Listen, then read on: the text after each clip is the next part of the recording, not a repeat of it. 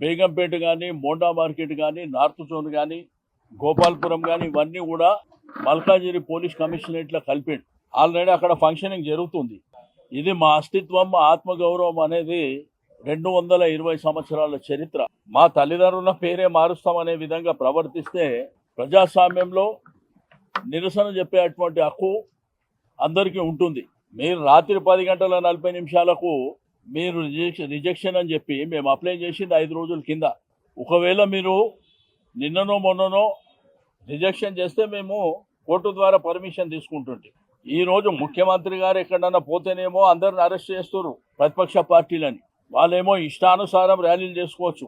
Secretariat restricted area, secretariat ముంగట కూడా ముఖ్యమంత్రి గారు పాదయాత్రలు చేసుకోవచ్చు. కానీ ప్రజాస్వామ్యం లోపల మాకు హక్కు లేనట్టు, మా అస్తిత్వం, మా సికింద్రాబాద్ ప్రజలు 220 సంవత్సరాల చరిత్ర ఉన్నటువంటి మా ప్రాంతాన్ని, మా ప్రాంతం పేరు లేకుండా మా అస్తిత్వం మీద దెబ్బ కొట్టినప్పుడు ప్రజాస్వామ్యబద్ధంగా మేము నిరసన చెప్పేటువంటి కార్యక్రమాన్ని ఈరోజు ఏర్పాటు చేసుకున్నాం.